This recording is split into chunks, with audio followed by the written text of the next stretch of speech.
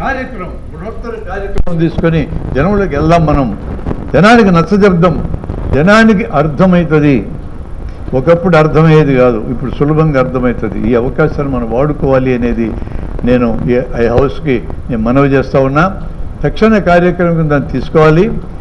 ఎవరు మన మాటలు వినడానికి రెడీగా ఉన్నారు అనేది మనకి ఇప్పటికీ అనుభవంలో తెలుసు. మన మాటలు వినడానికి పెద్దవారి కంటే విద్యార్థులు, పిల్లలు, యూత్ సిద్ధంగా ఉన్నారు. వాళ్ళ దగ్గరికి వెళ్ళాలి. విద్యాలయాలకు వెళ్ళడానికి మనకి ఎటువంటి అడ్డంకి లేదు. క్లాస్ రూమ్లో టీచర్ ఫైనల్. ఎటువంటి తప్పుడు విద్యా విధానాన్ని ఢిల్లీ నుంచి కిందకి నెట్టినా వాళ్ళు ఏమీ చేయలేరు. మన అనుభవం అది. విద్యార్థుల దగ్గరికి వెళ్ళగలం, వాళ్ళని ఒప్పించగలం, నచ్చజెప్పగలం. మనం తయారయ్యేదాం అట్లా.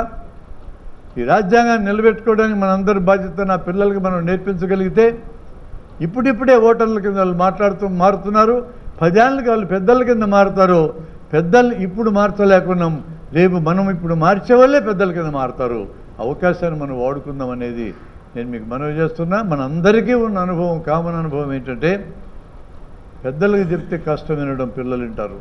ఒక కూల్ డ్రింక్ గురించి నువ్వు చెప్తే పిల్లల్ని 5 నిమిషాల్లో 1000 మంది పిల్లల్ని కూడా నేను కూల్ డ్రింక్ తాగని ఒప్పించగలము. ఆ 1000 మంది పిల్లలకి అమ్మ నాన్నలు 2000 మంది, అందులో ఒక్క అమ్మనో నాన్నను మీకు అప్పచెప్తే కూల్ డ్రింకులు కొనకొండాలతో మాన్పించడానికి 24 అవర్స్ మీకు టైం ఇస్తా. మీకు చేతనైతే మాన్పించడాలతో. నా అనుభవంలో నాకు చేతగాలే, మీ అనుభవం అట్లాడిది. నేను కొంటున్నా, నా డబ్బులతో నీకేం సమస్య అని తిడతారు మనల్ని. పిల్లలు అట్లా కాదు, మన మాట వింటారు. Let us go there. There is good place is there. అయితే ఈ మధ్యనే వెంకటగిరి వెళ్ళామా, రమణారెడ్డి గారు వచ్చిన చోటుకి. అక్కడ ఒక టీచరు 30 ఏళ్ళ నాడు వచ్చినావు సార్ మా స్కూల్కి. అప్పుడు నువ్వు చెప్పినావు టానిక్లు తాగొద్దని, గ్లూకోజ్ తాగొద్దని, కూల్ డ్రింకులు తాగొద్దని. ఇప్పటికి నేను మానేసినా అన్నాడు. ఇది తిట్ట అభినందన? సగం తిట్టు, సగం అభినందన.